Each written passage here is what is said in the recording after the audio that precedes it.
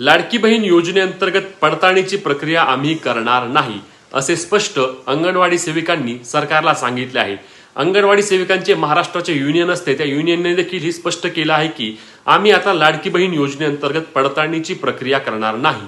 मग आता त्या 26,40,000 लाडक्या बहिणींचं काय, ज्यांना योजनेमधून पडताळणी न करताच तुम्ही अपात्र केलंय? सरकारकडे याबाबत कोणतं उत्तर आहे का? लक्षात घ्या, जर तुम्ही पुन्हा पडताळणी करताय तर मग तुम्ही त्यांना आधी अपात्रच का केलं? अपात्र करायच्या आधी त्यांची पडताळणी करायची आणि मगच अपात्र करायचं ना। आज अशा अनेक महिला आहेत की ज्या या योजनेच्या सर्व अटी व निकषांमध्ये पात्र असून देखील त्यांना पैसे येत नाहीत, आणि अशा अनेक महिला आहेत की ज्यांच्या कुटुंबामध्ये कोणी ITR भरतंय, एका कुटुंबामध्ये 3-4 महिलांना पैसे येतात, कुटुंबाचे उत्पन्न 8-10 लाख रुपये आहे, कुटुंबामध्ये 4 चाकी वाहन आहे, तरी देखील त्यांना योजनांचे पैसे येत आहेत। लाडकी बहीण योजनेअंतर्गत 1,500 रुपये त्यांचे महिन्या ते महिन्याला जमा होत आहेत, आणि ज्यांना खरी गरज आहे त्यांना तुम्ही अपात्र केलंय। आता पडताळणी देखील होणार नाही, मग त्या 26,40,000 महिलांचं काय, याचं उत्तर देणार कोण?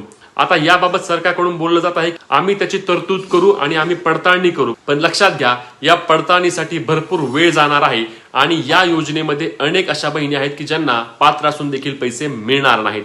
तुम्हाला काय वाटतं कमेंट करून सांगायला विसरू नका, आणि अशाच कामाच्या माहितीसाठी आपल्या पेजला फॉलो आणि चॅनलला सबस्क्राईब करायला विसरू नका। जय महाराष्ट्र।